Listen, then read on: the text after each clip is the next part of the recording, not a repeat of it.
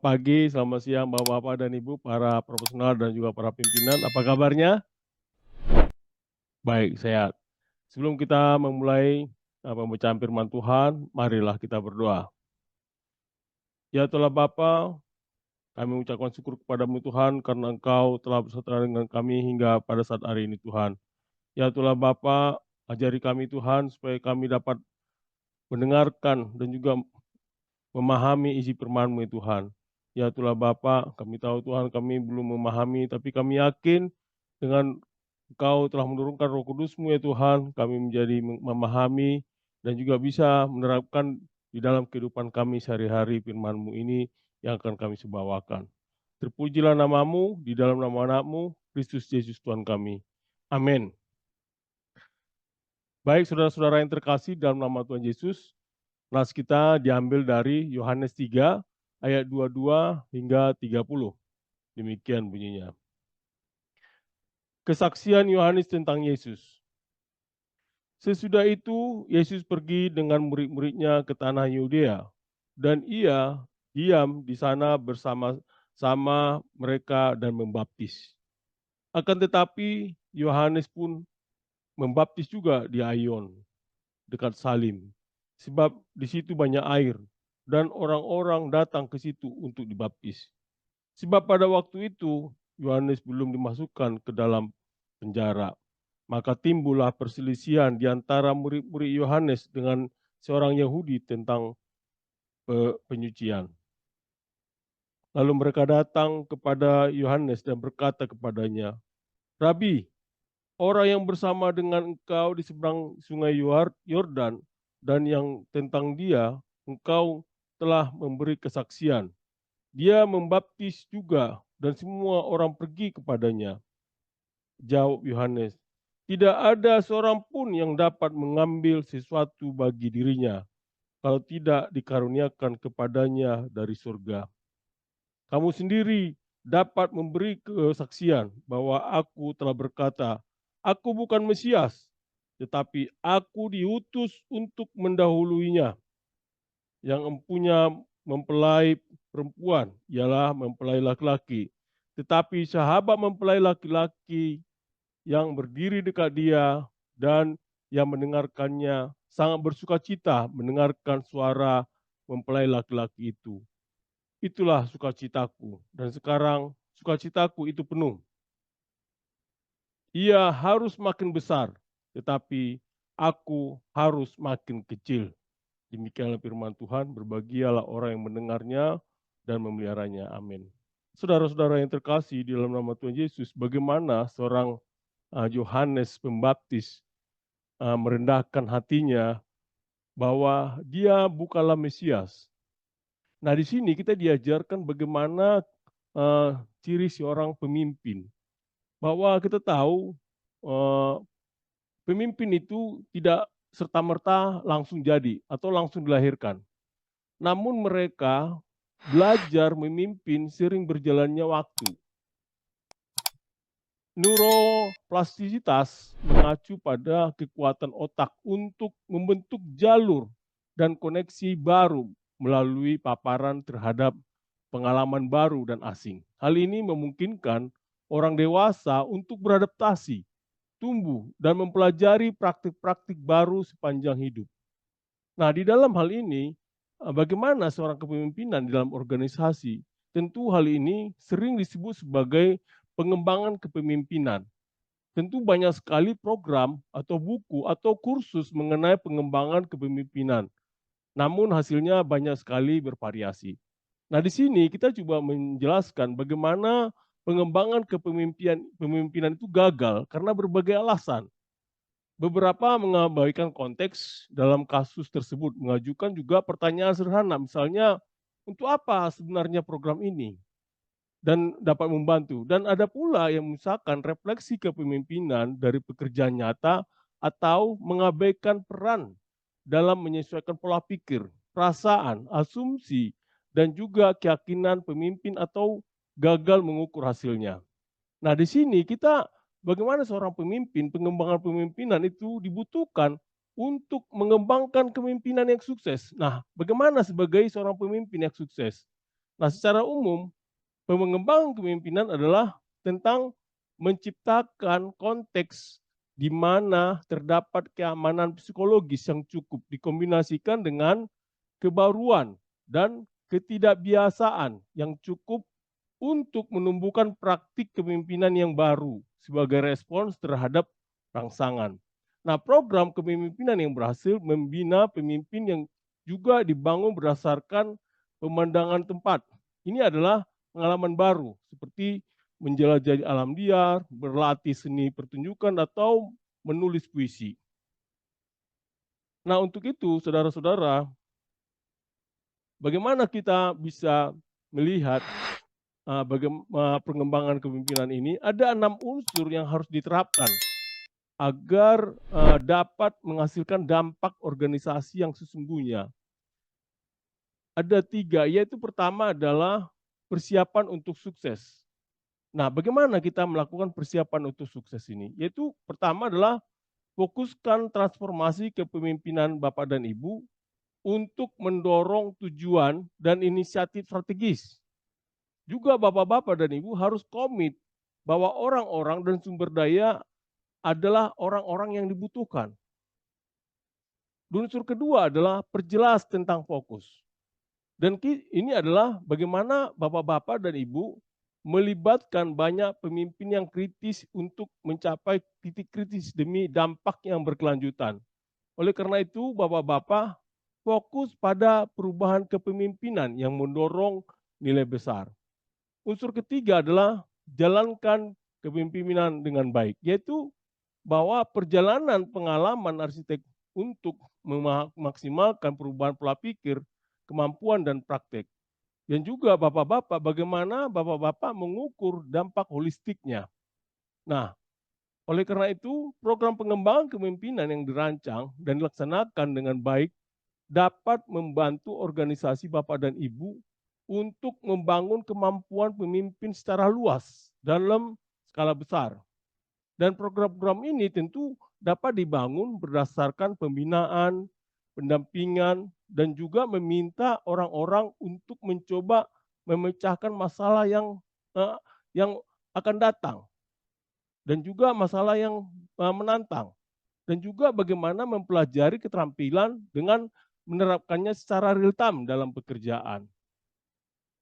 Oleh karena itu, Bapak-bapak, dalam hal ini kita bisa kaitkan di 1 Korintus 10 ayat 31, mengingatkan bahwa segalanya apa yang kita lakukan, baik dalam kata maupun perbuatan, harus dilakukan untuk kemuliaan Tuhan. Nah, di 1 Korintus 10 ayat 31 mengatakan, "Aku menjawab, jika engkau makan, atau jika engkau minum, atau jika engkau melakukan sesuatu yang lain, lakukanlah semuanya itu untuk kemuliaan Allah." Saudara-saudara yang terkasih dalam nama Tuhan Yesus, kita bisa kaitkan bahwa bagaimana Yohanes juga mempersiapkan bahwa dia bukanlah seorang Mesias, tapi dialah pemimpin untuk menjalankan jalan buat Yesus. Nah, kita bisa belajar di sini bagaimana pembedaan dengan Yohanes Pembaptis, yaitu kita bisa pelajarin di sini bahwa pada masa itu ada pengikut Yohanes Pembaptis yang mungkin memandangnya sebagai figur mesianik. Nah, di Injil Yohanes ini menekankan bahwa Yohanes Pembaptis bukanlah Mesias, melainkan seorang yang datang untuk memberi kesaksian tentang cahaya, yaitu Yesus. Hal ini kita bisa pelajari dalam Yohanes 1 ayat 8 dan juga diperkuat di dalam Yohanes 3 ayat 22 hingga 30 yang sekarang kita baca. Dan kedua, kita juga bisa melihat tentang bagaimana di Yohanes ini kita pelajari adanya penegasan keilahian Yesus. Nah, Injil Yohanes ini secara keseluruhan bertujuan untuk menegaskan keilahian Yesus dan perannya dalam keselamatan umat manusia. Nah, dialog antara Yohanes Pembaptis dan pengikutnya menegaskan bahwa Yesus harus menjadi pusat perhatian dan bahwa Yesus hanya berperan sebagai pembuka jalan bagi Yesus. Nah, kita juga bisa melihat di sini, di Yohanes 3 ini adalah bagaimana adanya tema penurunan dan peningkatan. Nah, di Yohanes Pembaptis menyatakan, dia harus bertambah, tetapi aku harus berkurang. Itu tertulis di Yohanes 3 ayat 30. Ia menekankan pergeseran dari era Yohanes Pembaptis ke era Yesus, mencerminkan transisi dari perjanjian lama ke perjanjian baru. Juga kita pelajari dari Injil Yohanes ini bagaimana komunitas tertentu yang mungkin menghadapi persaingan internal atau eksternal mengenai peran atau pengakuan Yesus dibandingkan dengan figur-figur religius lain seperti Yohanes Pembaptis. Di sini ditekankan adanya bahwa kesaksian Yohanes tentang Yesus bertujuan untuk memperkuat pemahaman dan kepercayaan komunitas tertentu. Komunitas tersebut pada Yesus sebagai Mesias. Nah, kita bisa pelajari juga di Yohanes ini menulis dengan cara mudah sehingga kita dapat memahami. Yaitu kita bisa melihat tentang masalah tentang adanya supremasi Yesus. Nah, kita bisa melihat melalui kontras antara Yohanes Pembaptis dan Yesus. Nah, kita bisa diajak untuk mengaku keunggulan dan otoritas Yesus. Di sini juga kita pelajari bagaimana adanya suatu kesaksian Yohanes. Nah, pernyataan Yohanes Pembaptis tentang Yesus menunjukkan model kerendahan hati dan pengakuan terhadap rencana ilahi yang merupakan contoh bagi semua orang percaya. Nah, di sini juga kita mempelajari bagaimana Yohanes menekankan bahwa Yesus adalah pusat iman Kristen dan pengikutnya harus meninggalkan segala sesuatu untuk mengikutinya. Di sini juga kita pelajari bahwa kita adanya pergeseran dari era Yohanes Pembaptis ke era Yesus, yaitu menandai mulainya dispensasi baru dalam sejarah keselamatan. Nah, di sini kita bisa mempelajari bagaimana kita memahami adanya bagaimana bahwa kita sebagai profesional bisa memahami ini. Kita bisa tahu bahwa kita sebagai seorang pemimpin, kita bagaimana memahami. Nah, kita bisa pelajari di sini di Yohanes yang ini 3 ini adalah adanya kerendahan hati dalam kepemimpinan. Nah, kita diajarkan bagaimana seorang Yohanes Pembaptis menunjukkan kerendahan hati yang luar biasa dalam mengaku peran dan pentingnya Yesus.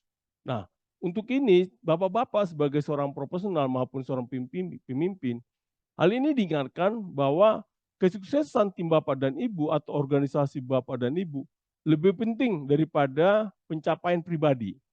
Nah, di sini dibutuhkan kerendahan hati, yaitu mengakui kontribusi dan nilai orang lain, dan mendorong kolaborasi dan meningkatkan moral tim. Nah, di sini juga kita diajarkan sebagai seorang profesional adanya mengakui dan mendukung kepemimpinan yang berkembang, seperti Yohanes yang mendukung Yesus. Nah, sebagai pemimpin bisnis, bapak-bapak harus dapat mengenali dan mendukung bakat yang muncul dalam organisasi bapak dan ibu. Ini berarti menciptakan lingkungan di mana anggota tim bapak dan ibu merasa diberdayakan untuk tumbuh, mengambil inisiatif, dan juga bisa memimpin proyek atau ide-ide baru lainnya. Bapak-bapak, kita juga mempelajari di sini bagaimana juga Yohanes menghadapi transisi kepemimpinan dari pelanannya kepada Yesus dengan rasa hormat dan kebijaksanaan. Nah, tentu di dalam kehidupan kita sehari-hari seperti di dalam dunia bisnis, tentu akan ada transisi kepemimpinan. Nah, transisi kepemimpinan adalah momen penting yang memerlukan perencanaan yang matang, komunikasi yang efektif, dan juga seringkali adanya pengorbanan ego untuk kebaikan yang lebih besar. Nah, di kita juga diajarkan di sini bagaimana juga Yohanes memahami bahwa tujuannya adalah untuk mempersiapkan jalan bagi Yesus, bukan untuk mempertahankan popularitas atau pengaruhnya.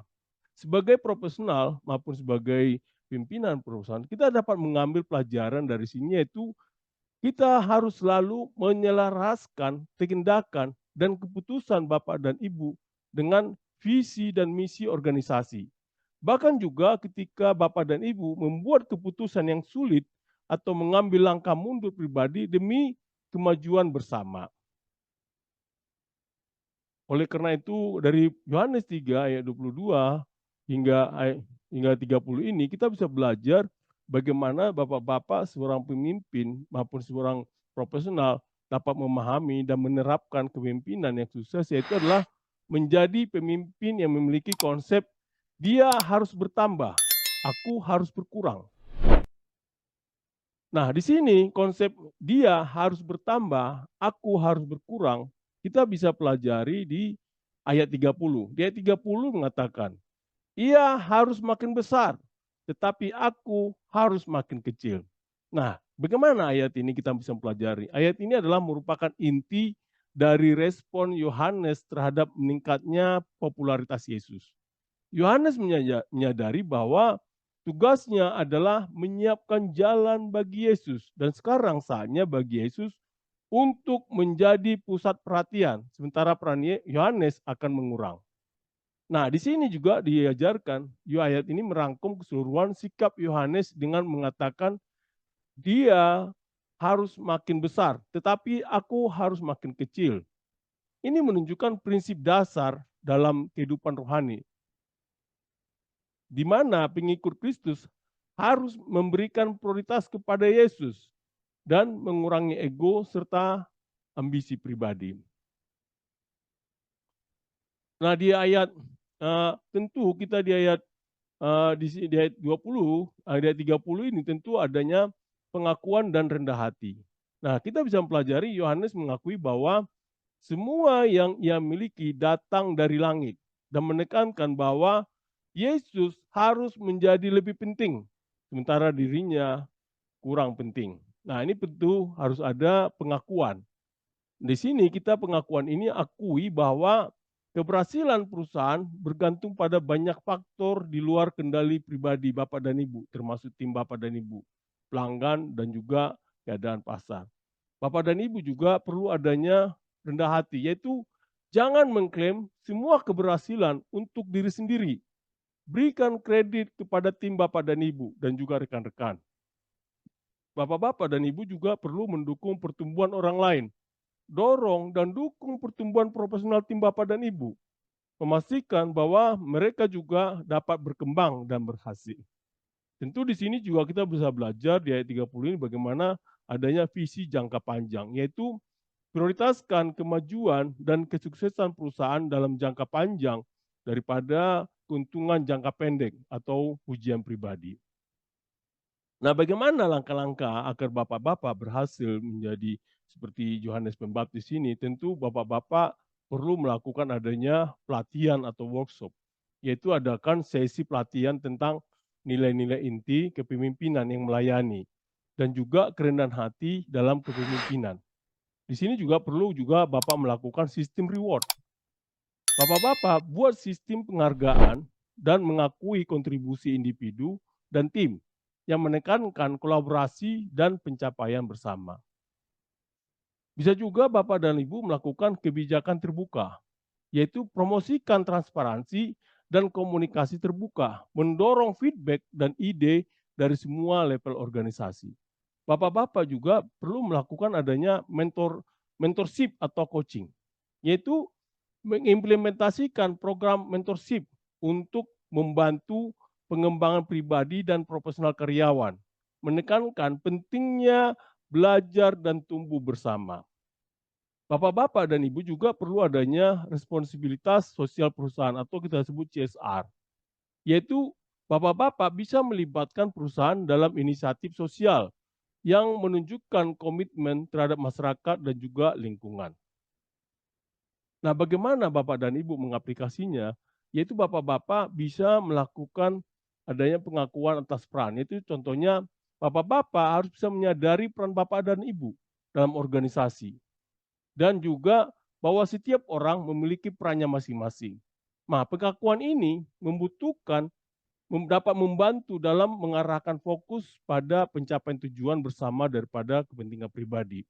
Dan juga Bapak-bapak dan Ibu perlu adanya kepemimpinan yang melayani, yaitu seperti Yohanes yang mengutamakan Yesus daripada dirinya sendiri. Pemimpin harus mendorong pertumbuhan dan keberhasilan tim mereka di atas keberhasilan pribadi. Nah, di sini juga kita diajarkan bagaimana supaya ada kesediaan untuk berkurang. Yaitu dalam konteks kepemimpinan, ini bisa berarti mendelegasikan wewenang, memberdayakan anggota tim, dan juga mengakui kontribusi mereka. Tentu ini menciptakan lingkungan yang mendukung pertumbuhan dari dan juga inovasi yang telah dilakukan. Bapak-bapak dan Ibu yang terkasih dalam nama Tuhan Yesus, setelah kita mempelajari di ayat 30 ini, sehingga apa yang kita bisa petik juga di sini, yaitu di ayat 30 ini kita bisa pelajari adanya pentingnya kerendahan hati.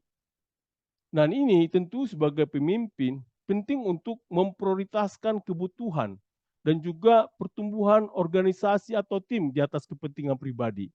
Pemimpin harus mampu mengambil langkah mundur agar anggota tim bisa berkembang dan mendapatkan pengakuan atas kontribusi mereka.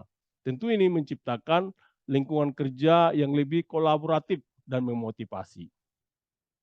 Juga bapak-bapak dan ibu kita dari ayat 30 ini diajarkan pentingnya kerendahan hati. Yaitu dalam konteks profesional, prinsip ini menekankan pentingnya kerendahan hati dan juga kesediaan untuk mendorong orang lain maju. Bahkan jika itu berarti mengurangi peran atau pengakuan kita sendiri. Nah, sebagai pemimpin, tujuan utama harus memastikan keberhasilan tim dan organisasi, bukan pencapaian pribadi.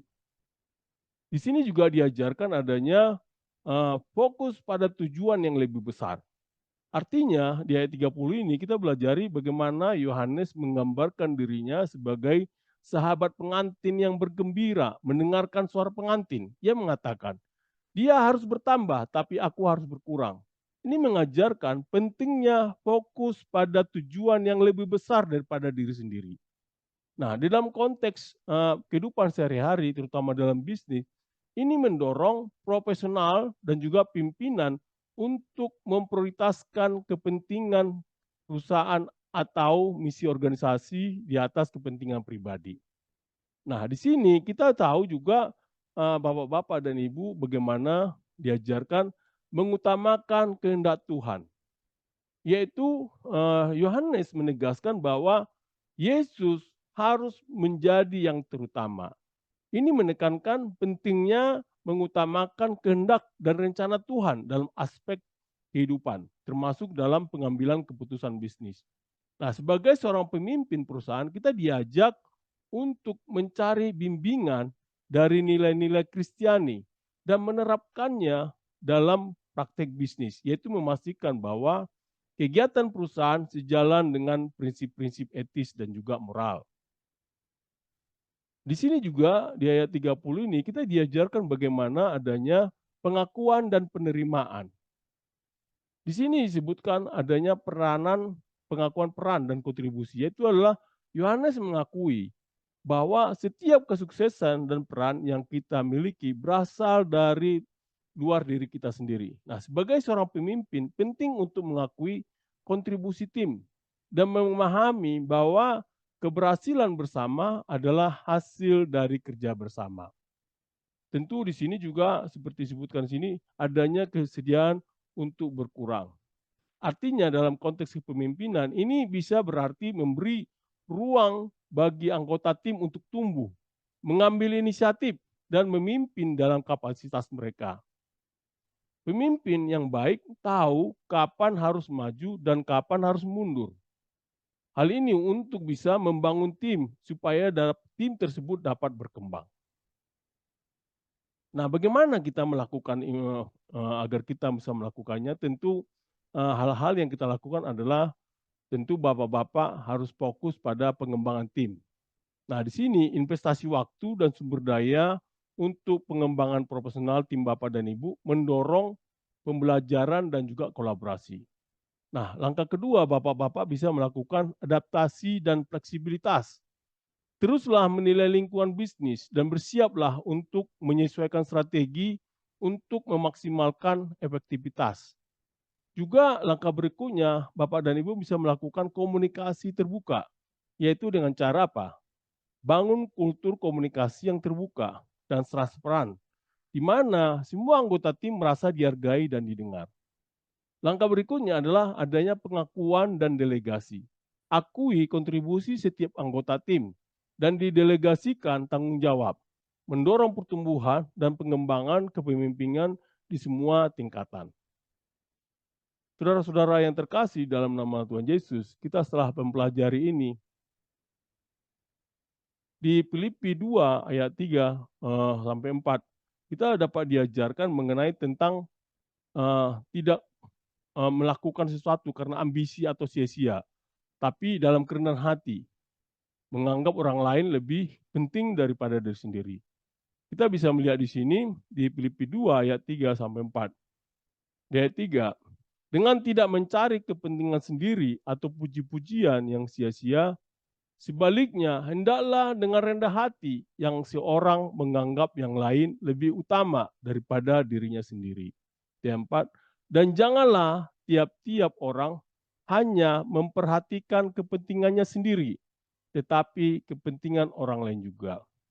Nah, di sini juga diajarkan bagaimana kita menekankan pentingnya mencari kerajaan Allah dan kebenarannya lebih dulu, yaitu tertulis di Matius 6 ayat 33, yaitu tetapi carilah dahulu kerajaan Allah dan kebenarannya, maka semuanya itu akan ditambahkan kepadamu.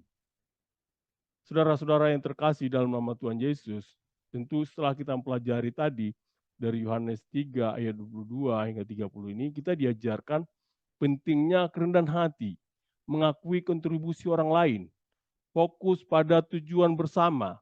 Tentu prinsip-prinsip ini sangat relevan dalam konteks bapak-bapak sebagai profesional maupun sebagai pimpinan, di mana kerjasama dan kepemimpinan yang efektif dapat menghasilkan keberhasilan yang berkelanjutan. Nah, dengan menerapkan prinsip-prinsip ini dalam kehidupan profesional dan juga kepemimpinan berarti dapat membangun budaya kerendahan hati, pengakuan atas kontribusi setiap orang, dan fokus pada pencapaian tujuan bersama. Tentu ini membutuhkan komitmen untuk mendengarkan, belajar, dan bersedia beradaptasi, sambil selalu mengutamakan kepentingan yang lebih besar daripada keuntungan atau pengakuan pribadi. Stay profesional. Amin. Ya Tuhan Bapa, kami telah mendengarkan firman-Mu Tuhan. Ajari kami Tuhan, supaya kami juga dapat merendahkan hati dalam kepemimpinan kami Tuhan. Dan kami selalu dapat memberikan kontribusi kepada tim kami, sehingga tim kami juga ya Tuhan dapat berkembang. Ya Tuhan Bapa, terpujilah nama-Mu di dalam nama anak-Mu, Kristus Yesus Tuhan kami. Amin.